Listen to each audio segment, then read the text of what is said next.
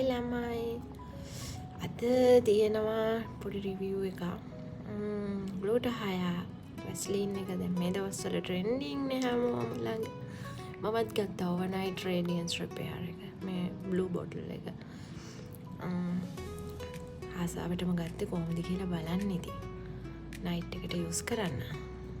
බලමු කොහොමද කියලා. අපි චුට්ටක් අතට අරගෙන ගාලා බලමුකෝ. වව් ස්මෙල් එක නම් සුපර්. මාරම සුවඳයි. ෂෝක්. මම බලන්න ක්‍රීම් එක. අත කූල් වෙලා යනවා. අපි ගාලා බලමු කොහොමද කියලා. එක සේරම් එකක් සේරම් බ්‍රෂ් ලෝෂන් එකක් කියලා තමයි තියෙන්නේ බොටල් එකේ. ඇත්තටම වව්. මේ බලන්න. හරිම ක්වික් ඇබ්සෝබ් වෙනවා ඉක්මනටම. ක්‍රීම් එකක් ක්‍රීමි ගතිය කියන්නේ තික් එක අඩුයි ගොඩක්ම. ගොඩක් ඉක්මනට ඇබ්සෝබ් වෙනවා. මේක මූණට යූස් කරන්නේ නැහැ, බොඩි එකට යූස් කරන එකක් ඕවර්නයිට්.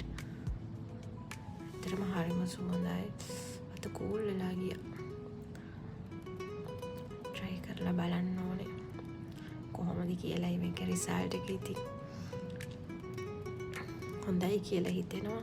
බලමු නේද. ඇත්තටම මම ආසම බ්‍රෑන්ඩ් එකක් වැස්ලින් කියන්නේ.